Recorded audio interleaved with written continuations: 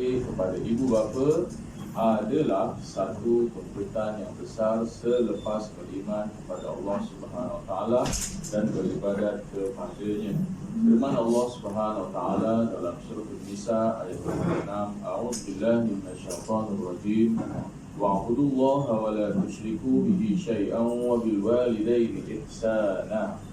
Maksudnya, dan hendaklah kamu beribadah kepada Allah dan janganlah kamu sekutukannya dengan sesuatu apa jua, dan hendaklah kamu berbuat baik kepada kedua ibu bapa. Jadi di sini perintah kepada Allah kepada kita agar berbuat baik kepada kedua ibu bapa dan jangan mensyirikkan atau mensekutukan kepadanya. Inilah perintah Allah SWT dan inilah satu kewajiban kepada kita. Tuan-tuan dan puan-puan yang dirahmati Allah sekalian, menghargai keduanya dan mengetahui tanggungjawab terhadap keduanya. Jadi Allah Subhanahu Wa Taala telah berfirman dalam surah Al-Isra ayat 23 hingga 24, A'udzubillahi minasyaitonir rajim. وَقَضَى رَبُّكَ أَلَّا تَعْبُدُوا إِلَّا إِيَّاهُ وَبِالْوَالِدَيْنِ إِحْسَانًا إِمَّا يَبْلُغَنَّ عِندَكَ الْكِبَرَ أَحَدُهُمَا أَوْ كِلَاهُمَا فَلَا تَقُل لَّهُمَا أُفٍّ وَلَا تَنْهَرْهُمَا وَقُل لَّهُمَا قَوْلًا كَرِيمًا وَاخْفِضْ لَهُمَا جَنَاحَ الذُّلِّ مِنَ الرَّحْمَةِ وَقُلْ رَبِّ ارْحَمْهُمَا كَمَا رَبَّيَانِي صَغِيرًا. Shadaqallahul Azim. Dan Tuhanmu telah perintahkan supaya engkau tidak menyembah melainkan kepadanya semata-mata, dan hendaklah engkau berbuat baik kepada ibu bapa jika salah seorang dari keduanya atau kedua-duanya sekali sampai kepada umur tua dalam jagaan dan peliharaanmu. Maka janganlah engkau berkata kepada mereka sebarang perkataan kasar, sekalipun perkataan oh ataupun ah. Dan janganlah engkau menengking, ini menyergah mereka, tetapi katakanlah kepada mereka perkataan yang mulia, iaitu yang bersopan santun. Dan hendaklah engkau merendah diri kepada keduanya kerana belas kasihan dan kasih sayangmu. Dan doakanlah untuk mereka dengan berkata, wahai Tuhanku, cucurkanlah rahmat kepada mereka berdua sebagaimana mereka telah mencurahkan kasih sayangnya, memelihara dan mendidikku semasa kecil. Inilah ada ayat yang menjadi perintah kepada kita untuk menjaga suara kita, menjaga tingkah laku kita, dan mendoakan agar mereka berdua atau salah satu atau salah seorang daripada mereka yang masih ada ataupun yang telah kembali ke rahmat Allah.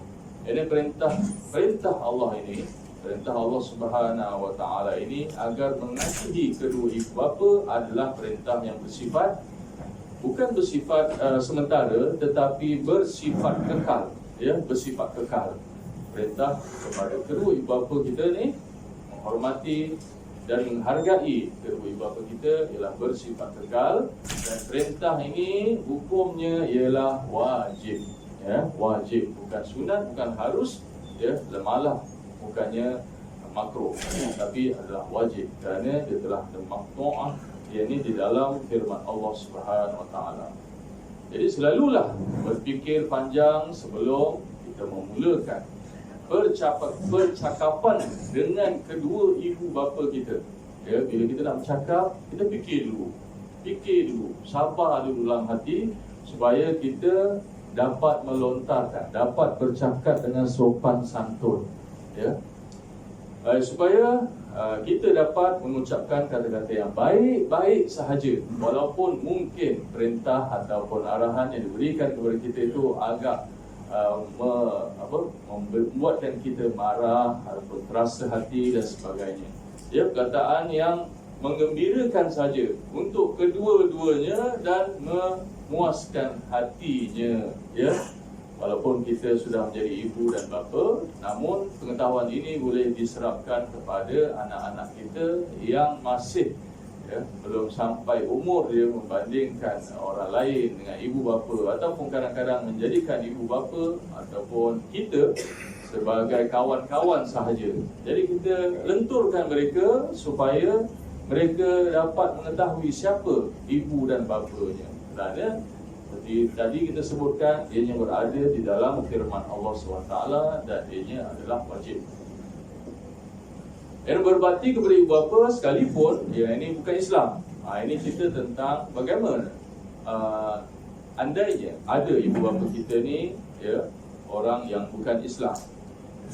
Asma binti Abu Bakar radhiyallahu anha telah bertanya kepada Rasulullah SAW, aku pergi kepada ibuku padahal dia masih musyrik, dia belum masuk Islam pada zaman Rasulullah SAW. Lalu aku meminta fatwa daripada Rasulullah SAW. Aku berkata, aku telah bertemu dengan ibuku dan dia minta sesuatu padaku. Adakah aku boleh bersilaturahim dengan dia? Rasulullah SAW menjawab, ya, bersilaturahim, bersilaturahmi dengan ibumu ini berarti berbaktilah kepadanya. Ya, yang ini kita berbuat kerana tidak akan putus talian darah antara ibu dan bapa, adik beradik dan sebagainya. Walaupun ibu dan bapa itu adalah musyrik ataupun orang yang bukan Islam, maka itulah yang paling dituntut, kerana ibu dan bapa itu kasih sayangnya melebihi segala-galanya. Jadi boleh berbuat, namun tidak boleh kita ikuti agama yang dianuti oleh ibu bapa yang telah musyrik. Seterusnya, tidak menderhakai kedua-duanya. Derhaka kepada ibu bapa adalah satu perbuatan yang keji yang perlu dijauhi, kerana sikap derhaka kepada kedua ibu bapa membawa akibat yang hina sehingga boleh disama tarafkan dengan orang-orang musyrikin. Ini satu peringatan bagi kita, kerana dia boleh sampai kepada perbuatan yang tidak baik di sisi agama. Dalam kita sentiasa taat kepada ibu bapa kita, supaya kita tidak diberikan panggilan sebagai anak yang durhaka. Banyak terjadi di mana perkara-perkara seperti kisah-kisah anak yang derhaka ini di dalam sejarah manusia. Derhaka kepada ibu bapa adalah dosa yang paling besar. Paling besar rupanya dosa ni. Abu Bakrun Nufai bin Al-Haris radhiyallahu anhu ada menceritakan bahawa Rasulullah SAW bersabda, ala unabbiukum bi akbaril kabair thalathan. Qalu bala ya Rasulullah. Qala al-isyraku billah wa uququl walidaini. Maksudnya, adakah kamu mahu aku beritahu tentang sebesar-besar dosa besar? Baginda mengulanginya 3 kali. Mereka berkata, bahkan wahai Rasulullah SAW, sabda baginda, syirik kepada Allah dan derhaka kepada kedua ibu bapa. Sekali lagi saya baca, adakah kamu mahu aku beritahu tentang sebesar-besar dosa besar? Baginda mengulanginya 3 kali. Mereka berkata, bahkan wahai Rasulullah, sabda baginda, syirik kepada Allah dan derhaka kepada kedua ibu bapa. Riwayat Al-Bukhari. Jadi ada 2 yang paling saling dekat mendekati ini. Antaranya ialah syirik kepada Allah, sama ada yang zahir maupun batin, dan kepada kedua ibu bapa kita, juga yang zahir maupun batin. Kadang-kadang dalam tingkah laku kita yang zahir telah menyatakan kita ini menderhaka kepada ibu bapa kita. Satu ketika dahulu mereka berdua nak menjaga kita, mendidik kita, membelai kita, dan ketika kita sudah besar, sudah berharta, sudah ada isteri yang cantik, rumah besar, isteri yang seadanya, harta pun banyak dan sebagainya, maka ketika itu ibu, khususnya ibu mula kelihatan menua ataupun mula kelihatan krepot, ya, dan malu untuk kita mengakui bahawa itu adalah ibu kita, ya. Kadang-kadang kita tinggalkan dia begitu saja di rumah dan kita berhari raya bersama anak dan cucu, anak-anak dan isteri, ya. Jadi keadaan ini kadang-kadang kita terlepas pandang, ya. Kita terlepas pandang bahawa ibu bapa itu, khususnya ibu kan. Nanti kita akan sampai satu bab ibu kan. Kenapa ibu? Ibu ini mempunyai emosi yang tinggi, ya. Emosi, kaya dengan emosi. Kaya. Mereka kaum perempuan, ibu ni mempunyai emosi yang tinggi. Maka tidak salah jika doa mereka ini dikabulkan oleh Allah Ta'ala apabila hati mereka terguris. Jadi kita sebagai lelaki-lelaki atau yang perempuan lah, ya, ibu bapa, ya, didik anak-anak dengan baik, khususnya kepada ibu kan. Berbakti kepada ibu bapa, kepada ibu kemudian bapa. Ini ibu baru bapa, ya. Ibu baru bapa. Ya. Okey, bagaimana keadaan ini berlaku? Diriwayatkan daripada Abu Hurairah radhiyallahu anha. Diriwayatkan daripada Abu Hurairah radhiyallahu anhu bahawa jaa rajulun ila Rasulillah sallallahu alaihi wasallam faqala ya Rasulullah man ahaqqun nasi bi husni sahabati qala ummuka qala thumma man qala thumma ummuka qala thumma man qala thumma ummuka qala thumma man qala thumma abuka thumma abuka. Maksudnya pada suatu ketika datang seorang lelaki bertemu Rasulullah sallallahu alaihi wasallam lalu berkata, siapakah yang lebih berhak menerima khidmatku yang baik? Lalu Rasulullah sallallahu alaihi wasallam menjawab, ini sahabat-sahabat ingin memberikan khidmat, tak tahu yang mana satu nak memberikan khidmat. Dia menjawab, ibu bapa, ya. Ya, dalam peperangan ataupun dalam keadaan untuk berkhidmat kepada Rasulullah dan sahabat kepada siapa dulu kita nak dahulukan, iaitu ibu bapa. Lelaki itu bertanya lagi, kemudian siapa? Rasulullah SAW menjawab, kemudian ibu bapa, kemudian siapa lagi? Soal lelaki itu lagi jawab bagi dia, ibumu. Kemudian siapakah lagi? Rasulullah menjawab, kemudian bapamu. Ya, jadi sini ibu itu adalah didahulukan. Ya, kita didiklah anak-anak kita. Terus terang, wahai anak-anak ayah, wahai anak-anak umi, awak kena khidmat dulu dengan ibu, baru bapa. Ibu dulu, ya, ibu dulu. Tapi terangkan kenapa dengan prinsip Islam, bukan ada helah bela diri dan sebagainya, ya. Kerana kebanyakan ibu anak-anak hidup, ya, di rumah bersama ibu, ya, bapa mencari kerja. Nanti datang soalan lagi, bagaimana dengan ibu yang bekerja juga? Kita buka episod yang lain, ya. Okey. Ibu perlu dimuliakan kerana jasa ibu yang besar, di mana ibu telah mengandungkan seorang